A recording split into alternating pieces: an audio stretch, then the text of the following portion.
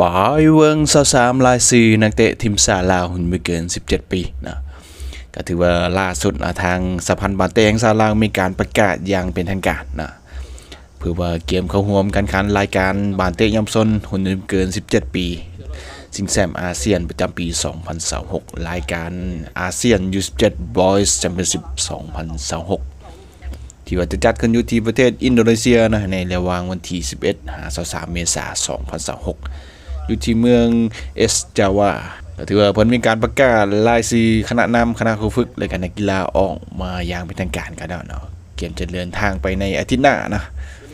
ก็เริ่มต้นกันที่คณะนำและก็คณะครูฝึกนะก็นำโดยทานคอรเดชพรพจันทร์หัวหน้าคณะนะซึ่งก็เป็นอดีตนักเตะทีมชาติลาวเนาะปัจจุบันก็เป็นคณะบริหารงานของสหพันธ์บาเตะแห่งชาติลาวเนาะต่อด้วยทานซุปเปอร์ไซกลางกระแสหัวหน้าครูฝึกนะก็เป็นครูฝึกชาวไทยที่มาสร้างครอบครัวอยู่ที่สปป.ลาวเฮานะก็ได้รับความไว้วางใจจากประสบการณ์ที่ว่าก่อนหน้านี้ก็พาทีมชาติลาวสุดใหญ่นะเอาชนะทีมชาติเนปาลไปเพิ่นก็เป็นหนึ่งในผู้ช่วยครูฝึกนะต่อด้วยทานสอนวิไลเสียวงศ์ผู้ช่วยครูฝึกนะก็เพิ่นก็ก่อนหน้านี้ก็เป็นผู้ติวเกมต่างๆนะก็เปรียบเหมือนหัวหน้าครูฝึกอีกผู้หนึ่งเนาะต่อด้วยทานโคล่าอุนดาราผู้ช่วยครูฝึกและก็ทานพรสวรรค์ศรีหาราชผู้ช่วยครูฝึกส่วนว่าทานทศกัณฐ์พรหมคูณเป็นครูฝึกผู้สาวประตูนะต่อด้วยทานสุภชัยสุรศิลป์ผู้จัดการทีมทานสุทธานีลุนศิรินะผู้บริหารทีมทานคำศรีคูณนาเวศตำแหน่งอุปกรณ์นะทานสุขประเสริฐสุขปัญญาแพทย์ประจำทีมทานวิระเดชแก้วพิคูลแพทย์กายะบำบัดแต่กระทานคำสอนมูลคำไพ่นะเป็นสื่อมวลชนนะ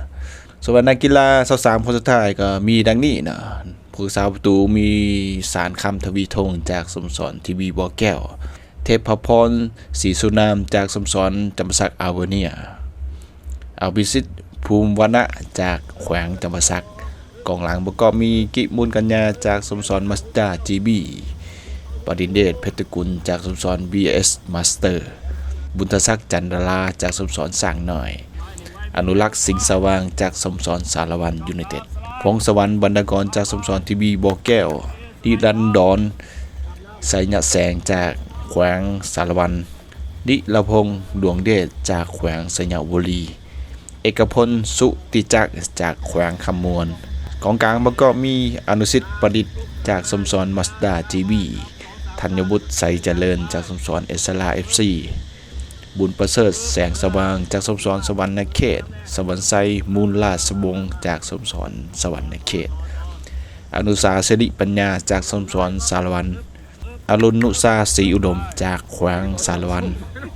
ศรีสมบัติบิไลสอนจากศูนย์ฝึกจำปีจำปาศักดิ์สิทธิ์บุญมาตาจากสโมสรนินจากองหน้าประกอบมี4คนด้วยกันนำโดยโอดินศรีพานิชจากสโมสรมาสด้าจีวีพุทธไตรจันทรังสีจากสโมสรสร้างน้อยบิทญาสภัสไซจากศูนย์ฝึกจำปีจำปาและก็คนสุดท้ายเป็นทางด้านนักเตะหน้าใหม่ที่ว่าติดทีมชาติก็เป็นทางด้านเอกทวีจันทวีราชจากแขวงสารวัน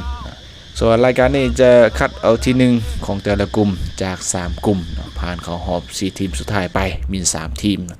ส่วนทีมที่4จะคัดเอาทีมอันดับที่2ที่ดีที่สุดนะผ่านเข้ารอบไปเพราะว่ารายการนี้มี12ชาติเข้าร่วมประกอบมีกลุ่ม A เนาะเจ้าภาพอินโดนีเซียเวียดนามมาเลเซียและก็ติมอร์เลสเตกลุ่ม B มีไทยลาวเมียนมาและก็ฟิลิปปินส์กลุ่ม C มีออสเตรเลียกัมพูชาสิงคโปร์และก็บรูไนซึ่งว่าตารางการแข่งขันของทีมชาติลาวประกอบมีเนาะวันที่12เมษายน2026เวลา 19:30 นทีมชาติลาวจะพบกับทีมชาติเมียนมาแข่งขันอยู่ที่สนามเจโดลาเจอกูซามูโดวันที่15เมษายน2026เวลา 15:30 นทีมชาติฟิลิปปินส์พบทีมชาติลาวแข่งขันอยู่ที่สนามเจโดลาเจอกูซามูโดแต่การนัดที่3ของรอบแบ่งกลุ่มเนาะในวันที่18เมษายน2026เวลา 15:00 ทีมชาติไทยพบทีมชาติลาวแข่งขันอยู่ที่สนามเจโดลาเดลต้านะก็แข่งขันอยู่ที่ประเทศอินโดนีเซียนะนี่ก็เป็นรายชื่อคณะนำรายชื่อนักเตะทีมชาติลาวคนหนึ่งเกิน17ปีนะ ก็ถือว่าก่อนหน้านี้ก็มีการคัดจาก45คนให้เหลือ30คนและปัจจุบันก็เหลืออยู่23คนสุดท้ายนะก็ถือว่าเป็นการเปิดกว้างอีกดีเนาะก็คือก่อนหน้านี้ก็เป็นการไปคัดเลือกอยู่ที่ต่างแขวงเนาะแต่ก็มาเก็บตัวอยู่ที่นครหลวงวิจันทร์ส่วนนักกีฬาที่เอาบ่ติดทีมชาติส่วนนี้ก็เป็นประสบการณ์อันดีงามเนาะเพื่อต่อยอดในการคัดเลือกกันต่อไปนะในรายการต่อไป